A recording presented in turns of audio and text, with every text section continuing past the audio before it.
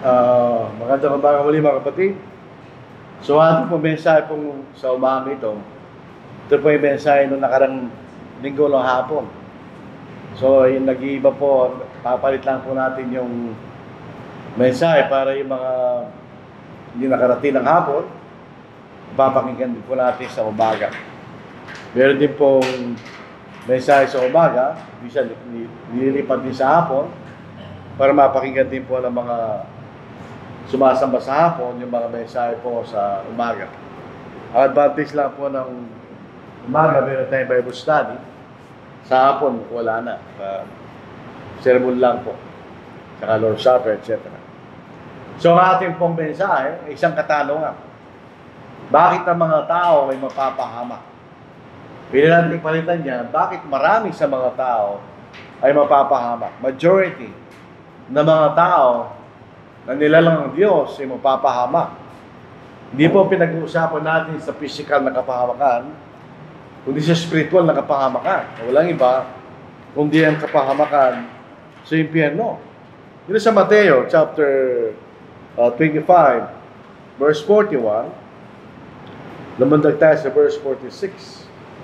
Pagkatapos ay sasabihin niya sa mga nasa kaliwa, "Damayo kayo sa akin, kayong mga sinumpa. Doon kayo sa apoy na walang hanggan, na nihanda sa diablo at sa kanya mga anghel." Ano po yung lugar na yun? Na apoy na walang hanggan. Sa verse 46, ito yung lugar ng kaparusahan. Ang mga ito ay mapupunta sa walang hanggang kaparusahan, ngunit ang mga matuwid ay sa buhay na walang hanggan. So yung pong sinasabi sa verse 41, doon sa apoy na walang hanggan, yung pong wala hanggang kaparusahan. So, ibig sabihin, bakit marami sa mga tao ay pupunta sa kaparusahan na wala hanggan sa impyerno? Yun ang katanungan. Bakit? Tingnan po natin, yung una-muna, hindi sa ganitong paraan. Marami mga tao na papahamak, hindi dahil itong kalooban ng Diyos. Tandaan po natin, hindi kalooban ng Diyos sa sino man sa atin ay mapahamak. Ay, hindi na kalooban ng Diyos. Ang kalooban ng Diyos, gusto niya lahat ng mga tao maligtas. Dito sa 1 Timothy chapter 2 verse 4, yan ang kagustuhan ng Diyos. Lahat ng mga tao ay maligtas at makaalam ng katotohanan. Yan ang kalooban niya. So, hindi niya kalooban ng sino man ay mapahamak. Tandaan natin, tayo po'y nilalang ng Diyos. At ang Diyos ay ang ating Ama. In a physical sense, kaya sa spiritual sense. Yung ating mga magulang ay ginawang paraalan ng Diyos para tayo lumitaw sa mundo, pero ang Diyos ay lumalang sa atin. Sa verse 14, kaya't hindi kalooban ng iyong Ama na nasa langit ng isa sa maliliit na ito ay mapahamak. Hindi kalooban ng Diyos. Sino man sa atin ay maparusahan sa impyerno. Hindi ang kalooban ng Diyos. Ang kalooban niya, lahat tayo maligtas.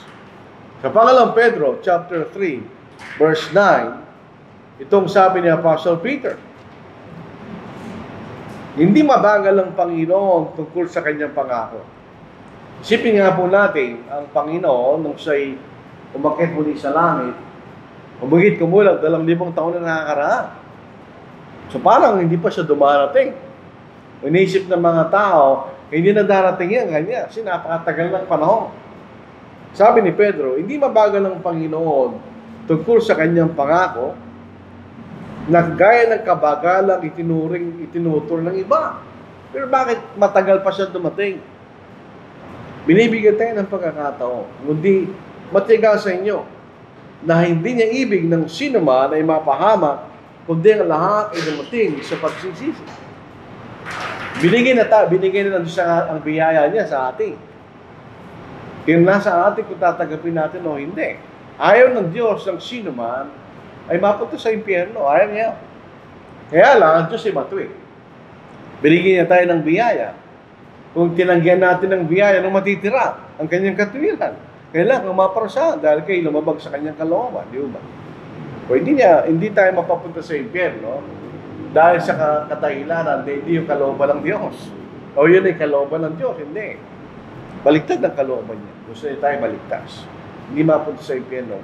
Kung maaari lamang, walang pupunta sa impyerno, Malimas sa Diablo at ang kanyang mga anghel, kumari lang. Kaya lang, tinatanggihan ng Diyos ng mga taong biyaya ng Diyos. So walang recourse ng Diyos kundi parusahan ka. Dahil tinanggihan mo yung paraan para patawarin ka niya. O kaya walang kakayanan ng Panginoon. Hindi totoo po yun. Sabihin natin ng Panginoon ay walang kakayahan na ligtas ang lahat ng mga tao ay blasphemy. Yun ay kapusungan laban sa ating Panginoon. Sabi mula sa Hebrews 7 verse 25. Dahil dito say may kakayahang iligtas ng lubos ang mga lumalapit sa Diyos sa pamamagitan niya. Yamang lagi siyang nabubuhay upang mamagitan para sa kanila. So, palaging available ang Panginoon. Nailigtas tayo. So, hindi natin pwedeng sabihin, marami ang mapapahamak dahil walang kakayahan ng Panginoon. Nailigtas tayo sa kasalanan. Ang katunayan, makapangyarihan ng dugo ng Panginoon. Walang anumang kasalanan, galamang kabigat, ay hindi pwedeng linisin ng dugo ng ating Panginoon. Isipin natin, ang pinakamabigat na pagkakasala ay yung pumatay sa ating Panginoon.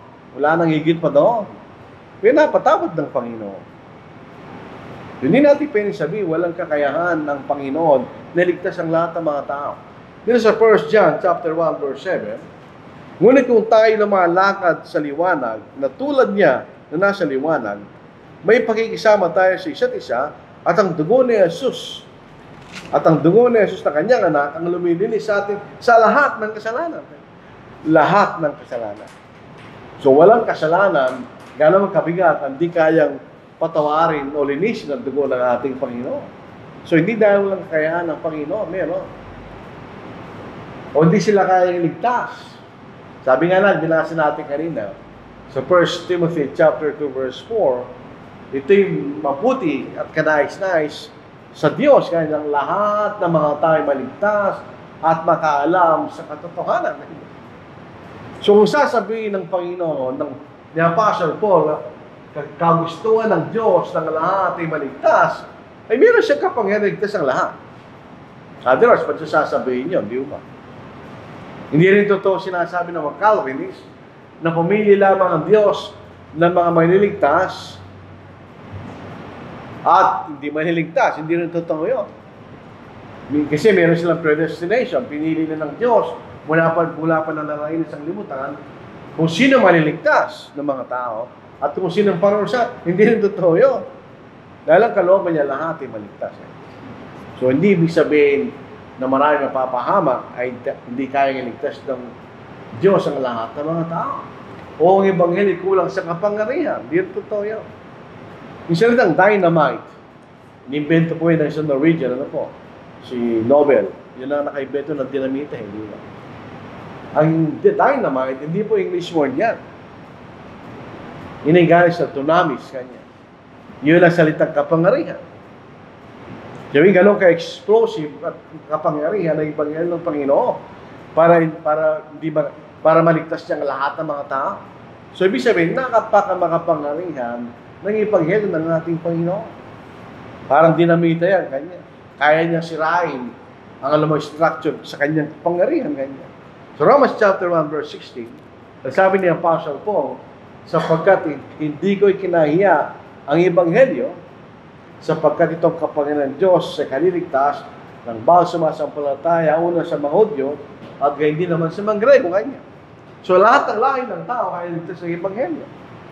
So, hindi mapapahamang ang karamihan dahil sa kadahilanan na kulang sa kapangyarihan ng Ebanghelyo. Lahat ng mga ito, pagka ganyan ng ating kaisip, blasphemy yan. Parang minimenos natin ang Diyos. Hindi, lahat ng tao ay ligtas ng Diyos. Kaya tubusin ng dugo ng Panginoon ang lahat ng mga kasalanan. Kaya lang, siyempre, kung kayo may sinangla sa pawn shop, at hindi mo na tinubos, problema mo na yun. Sabi, nang tinubos na tayo ng Panginoon, kailangan lumapit ka lang sa Kanya. So, hindi nang dahilan bakit marami sa mga tao paparusahan. Kung sisignan natin ng pananaw ng Diyos, di ba nalulungkot ang Diyos. Konti lamang sa Kanya mga nilalang ang makakasama niya sa walang hanggan. majority sa kanyang mga nilalang ay pupunta sa kapahamakan. Hindi dahil wala sa kapangyarihan. So, bakit marami ang mapapahamak? Yun po ang susunod na pag-aaralan po na. Bakit marami ang mapapahamak? Bakit ang mga tao yung papahamak? Bakit marami sa kanila? Number one, hiyayaw nila. Yun ang masakit sa Panginoon. Dahil ako'y kumakatok, ako'y pagbuksan nyo ay. Hindi nila pinagbubuksan. Sabihin, kung ikaw'y merong regalo sa iyong kaibigan, at tinawag mo siya, sabi, pumunta ka sa bahay. Merong pasalubong sa iyo. Tapos hindi siya pumunta.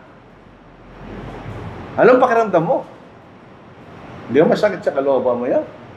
Ikaw ay merong willingness na magbigay ng kaloob, tapos hindi nila tinatanggap. Hindi sila lumalapit sa Panginoon. Ang kondisyon dito, handa magpatawad ng Panginoon kung lalapit tayo sa Kanya. Di mo sabi sa Hebrews chapter 7 verse 25. Binasa natin kanina. Basta lumapit tayo sa Kanya. Ang Panginoon handa siya anytime na patawarin tayo ng Panginoon. Basahin natin. Dahil dito siya ay may kakayahang iligtas ng lubos ang mga lumalapit sa Diyos. Ganyan, sa pamamagitan niya. Yamang lagi siyang nabubuhay upang mamagitan para sa kanila. Kaya nga po ang Diyos ay tinawag na Jehovah, na palagi siyang nandiyan. Palagi siyang umiiral. Hindi siya, palagi mo siya matatagpuan. Ganyan. Kaya kailangan ka lang lumalapit. Sabi, kaya hindi sila maliligtas. Ayaw nila. Ayaw nilang lumapit. Hindi nakasalanan ng Diyos yun. Kung parurusahan kanya. Kasi ayaw mong pumunta. Ayaw mong tanggapin. Anong gagawin ng Diyos?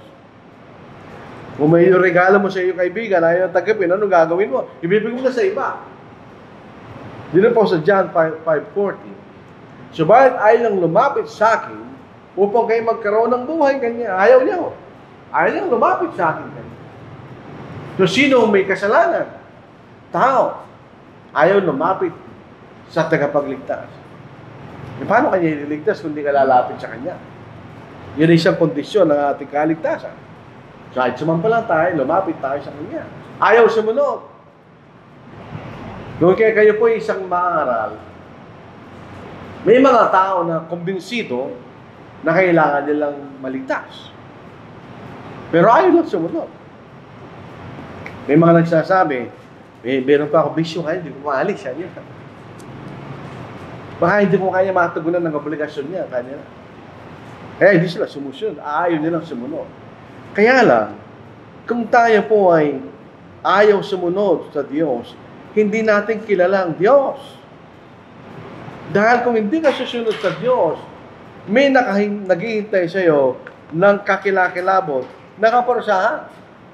Pag ayaw tayong tumalima sa Diyos, dito po sa 2 Thessalonians, chapter 1, 7-9. Noong unang panahon, nang ito'y sulat, ang mga Kristiyano ay pinag-uhusig, sila ay pinahirapan. At kayo mga pinahihirapan, ito yung mga Kristiyano na taga-Thessalonica, ay bigyan ng kapahingahan kasama namin sa pagkapahayag ng Panginoong Yesus mula sa langit na kasama ang kanyang mga makapangyarihang anghel. Na nasa nagliliyab na apoy na nagbibigay ng parusa sa mga hindi kumikilala sa Diyos at hindi sumusunod sa Ebanghelyo ng ating Panginoong Yesus. Kasi bakit kanya parusahan? Ayaw mo sumunod. Sino lang maliligtas? Yung susunod. Sabi nga ng ating pag-aaral sa Romans, hindi ibig sabihin na ito'y pananampalataya ay walang pagsunod. Dito sa Hebrews chapter 5, sino yung niligtas ng Panginoon? Yung sumusunod sa Kanya, sabi niya. Paano sumusunod? Paano kanya niligtas?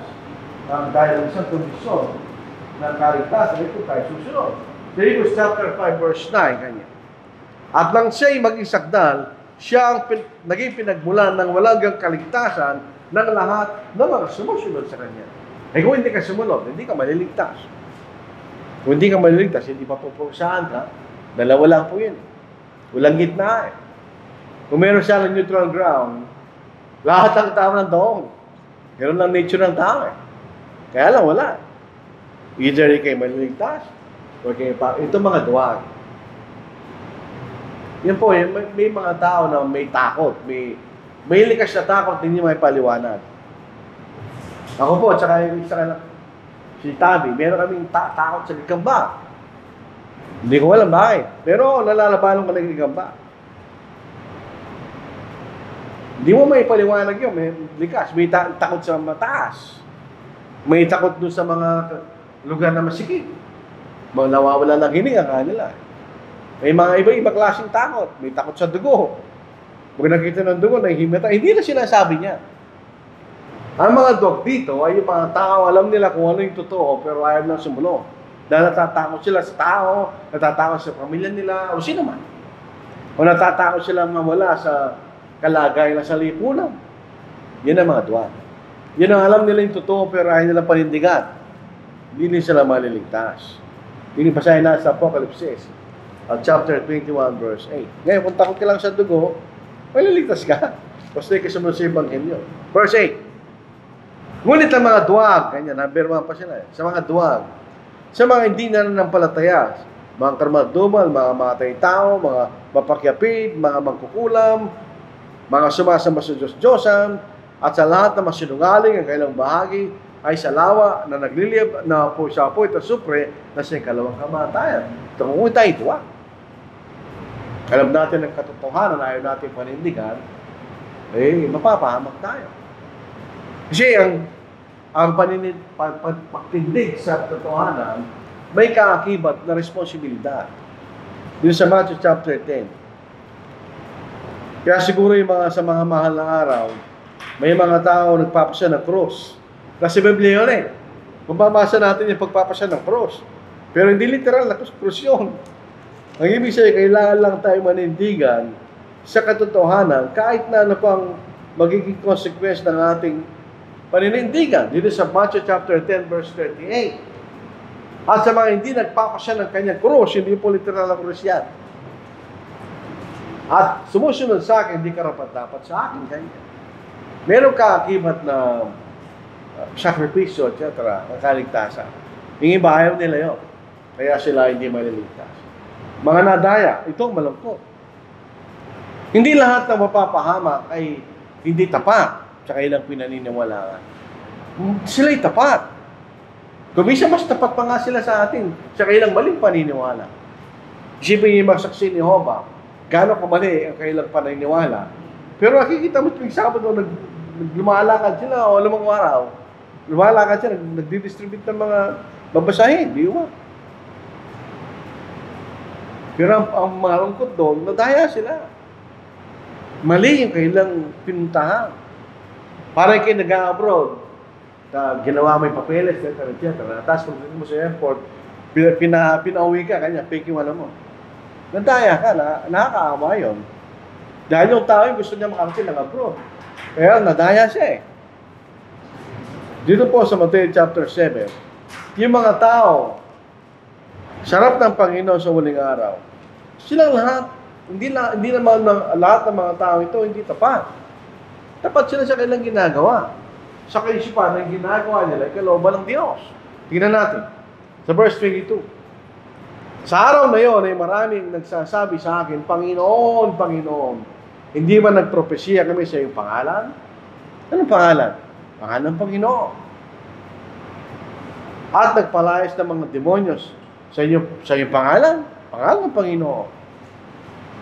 At sa iyong pangalan, gumawa kami ng maraming mga pangarihan. Pangalan ng Panginoon. So sa kanilang paniniwala, yung ginagawa nila ay kalooban ng Panginoon. Ang problema. At kung magkagayon ay ipahayag ko sa kanila, hindi ko kayo kilala kailanman. Lumayo kayo sa akin, kayong gumagawa ng kasamaan. Yung po salitang kasamaan, ang literal na kahulugan ay lawlessness. Yung ginagawa nyo na inisip sa aking pangalan kanya, hindi ko kalooban nyo, nadaya sila. Yung mga Pentecostal, yung mga born again, sa paniniwala na meron silang kakaya magsalita ng wika o magpagaling ng mga may sakit, miraculously, nadaya sila.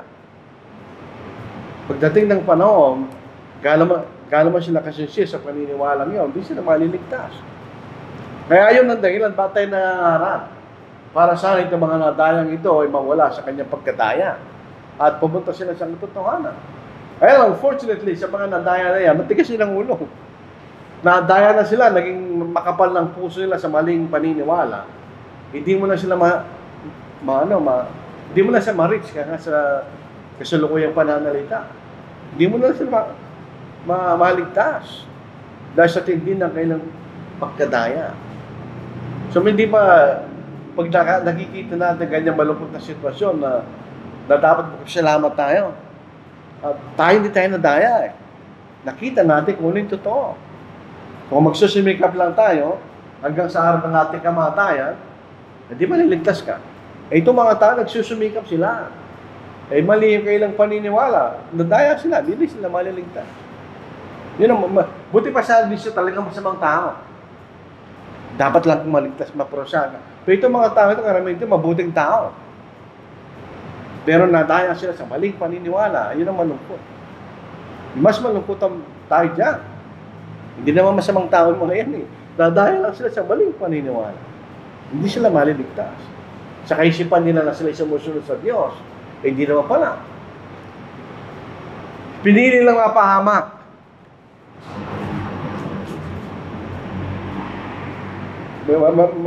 Hindi natin maintindihan yan eh. Bakit mo pipiliin na kayo mapahamak? Eh, alam mo mapapahamak ka. Nung sinasabi nila kasi, kung saan namatay ang magulang ko, doon na lang mamamatay ka.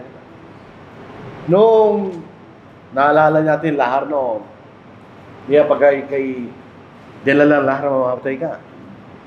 May nakausap kaming tao. Sabi niya, dito lang mamamatay. Kung saan namatay nanay ko, doon lang mamamatay ka. Tinanong namin siya, paano kung ang tanay mo, dinalang lahar kanya? Lulundag ka ba sa lahar ka namin? Hindi kanya, bakit siya tating sa pananiwala, di wala intindihan yun. Ikaw ba ipupunta susunod sa maling paniniwala? Lala mo'y mali. Pinili mo mapahamak pagka gano'n, di ba? This is Deuteronomy chapter 30 verse 19.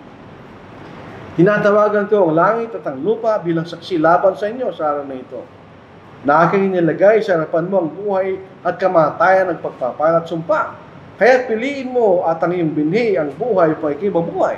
Bago sila pumasok sa lupain na pinangako, sinabi ng Diyos mula Deuteronomy 28 hanggang 30, ito kanya, pag kayo'y sumunod, pagpapala, mapapasa inyo ang lupain, magpakailan naman kanya. Pero pag kayo sumalungot sa aking kalooban, magpapasugo ko ng isang bayan na hindi nyo alam ang wika kanya at sila isasakop sa inyo kanya. Anong pinili ng bansang Israel? Pinili lang sumalagsak sa Diyos. So anong nangyari sa kanila? Sila ay naging alipin sa ibang bayan. Tulad ng sinabi ng Diyos. Pinili nilang mapahama.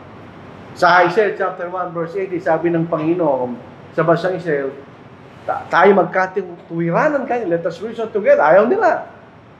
Sa Jeremiah chapter 6 verse 16, bumalik kayo sa dating mga landas, kanya, doon ang katuwiran. Hindi kami lalakad kaya ng bansang Israel. O pinili lang mapahama.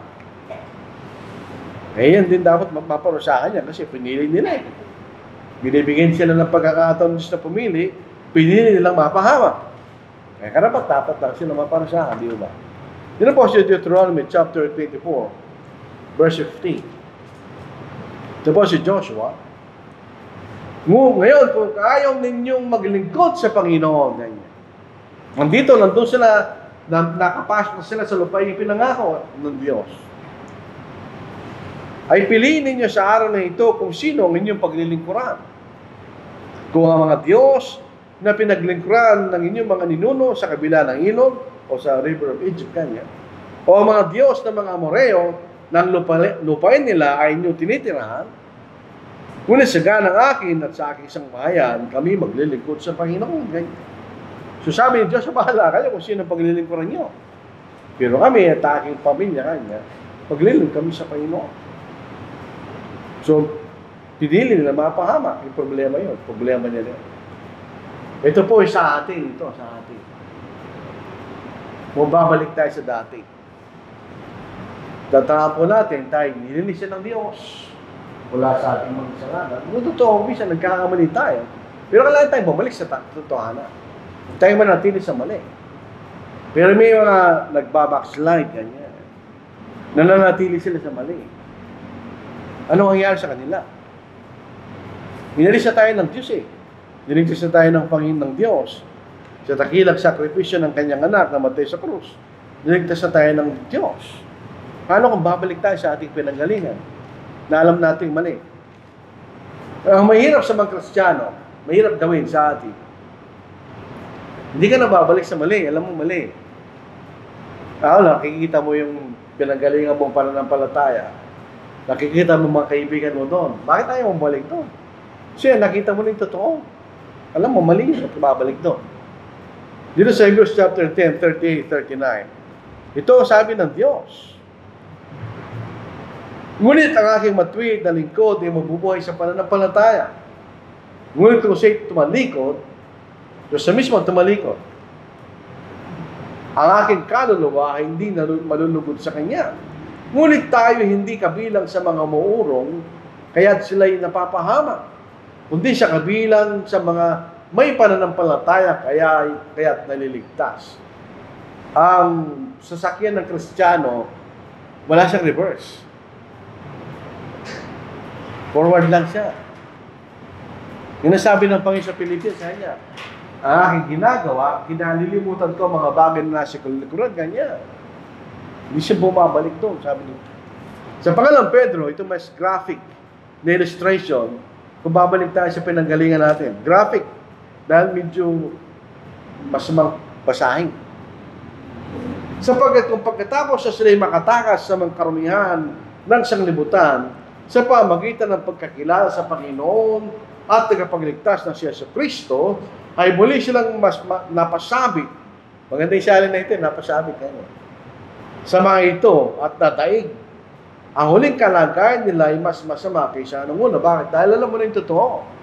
Nung una, hindi natin alam ang totoo.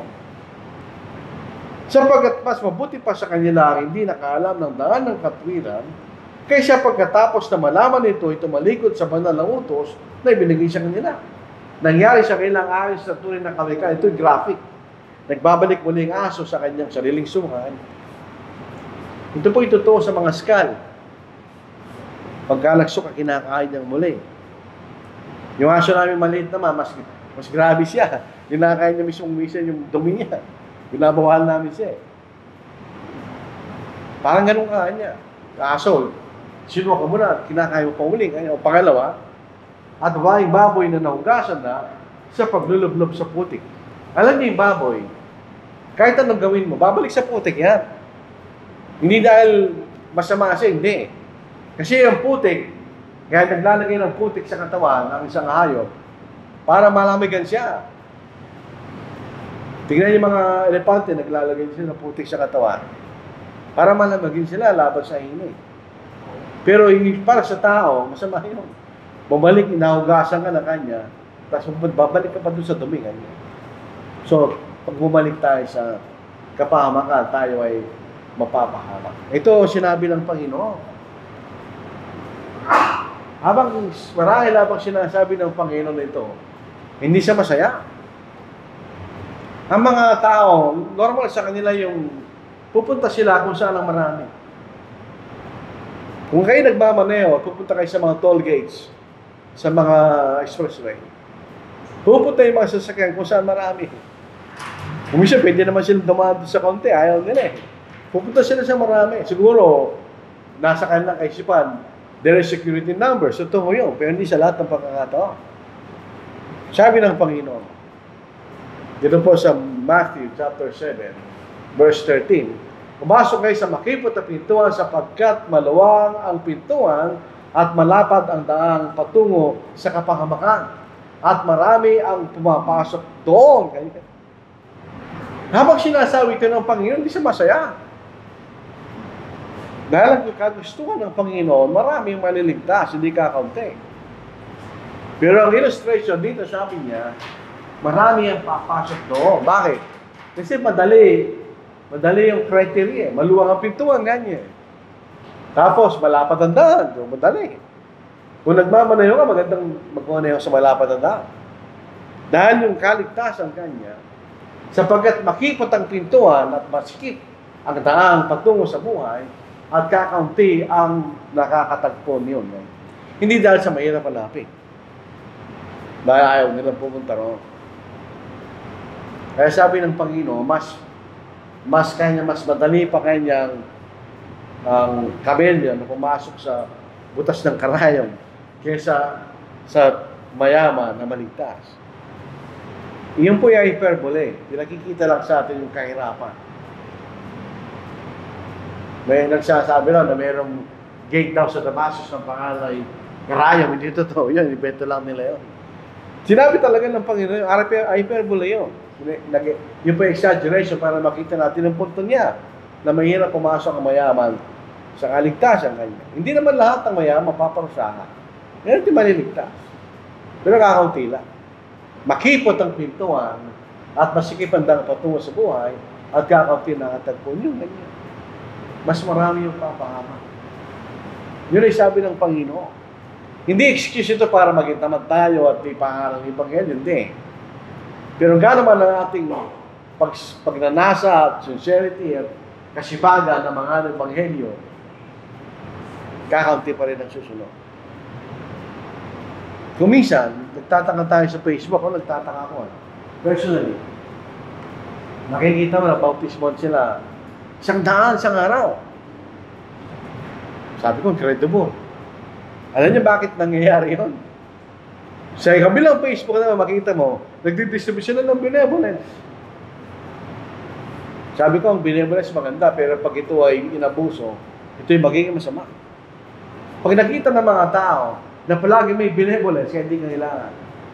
Anong isipin nila? Maganda sa Church of Christ, palagi may benevolence. Hindi ka taka-taka marami ang bautismuhan. Kaya sa magmamalaki sila, magmalaki sila sa sarili nila, hindi sa Diyos. Napakahirap baguhin ang paniniwala ng isang tao. Kaya sabi ng Panginoon, kakagila mga kasumpong nun. Hindi excuse sa ating kakakunti tayo, hindi excuse yan. Pero yun ang totoo. Magmangalan ka ng 10 tao, mga pala mabaptize. Kailangan pagtataka yung 100, ganyan, sa isang araw. Sana totoo. Pero sabi nga nila, sana all, ganyan. Napakahirap gawin niyo, mga kapatid. So marami ang papahama. So hindi pa tayo Kristiyano, hindi siya ibig sabihin, wala tayong pag-asa. Meron kaligtasan ng binibigay sa atin ng Diyos. Kaya lang, meron tayong gagawin. Number 1, kailangan tayo makinig. Sa Romans 10:17. Kaya makinig po kasi nung panahon na yon, siyempre verbal pa ang harap, kailangan makinig. Kung sa ating kasalukuyang panahon, pwede ka makinig, pwede ka magbasa. Kailangan tayo magbasa. Sa kayang pananampalataya na gagaling sa pakikinig at sa pakikinig ng salita ni Kristo ng Diyos. Pwede natin palitan yan sa pagbabasa. Dahil meron na nakasulat na bagong tipan. Nung panahon sinulat yan, wala pa. Kailangan tayo makinig. Kailangan tayo sumampalataya. Sa Hebrews 11:6, sapagkat kung walang pananampalataya, ay posibleng may kalugod-lugod sa kanya. At siya'y tagapagbigay ganti sa lahat na sa kanyang sisihana. Nahanap natin ng Diyos, tagpuan mo siya. Pero kailangan sumampalataya. Kailangan tayo magsisi. Ang ibig sabihin ng pagsisisi, tinatanggap mo na kayo nagkamali. At babaguhin mo yung pagkakamali. Yun ang pagsisisi. Ang pagsisisi actually, ito ay function ng kaisipan. Nakita mo na kayo mali. At nagkaroon ng resolve na magbago at alisin mo yung pagkakamali mo. Sa Lucas 13:2, sabi ng Panginoon, maliban na kayo magsipagsisi, ay mamamatay kayo katulad din ng Kanya. Kailangan nating ipahayag ang ating pananampalataya. Kasi ang pananampalataya, ginagawa sa puso Kanya. O sa ating kaisipan. Sino nakakaalam nun? Hindi natin lang. At ito'y pinapahayag sa kaliligtas Kanya. O kailangan natin ipahayag ang ating pananampalataya sa anak ng Diyos, sa ating Panginoon Kristo, at kailangan tayo magpabautismo. Tingnan niyo sa salita ito, magpabautismo. Hindi ikaw mismong gagawa. Yung lahat na nauna, ikaw gagawa, no? Kaya ikaw makikinig. Ikaw mananampalataya, ikaw magsisisi, ikaw magpapahayag. Pero sa ikalima, ito'y gagawin sa'yo. Ikaw ilulubog sa tubig kayo. Ang sumasampalataya, at mabautismuhan ay maliligtas. Ang talagang translation nun, ang sumasampalataya at makilubog kayo ay maliligtas. Hindi na sinalin yun kasi yung mga original na nagsali sa Biblia, naniniwala sila sa pagwiwisik.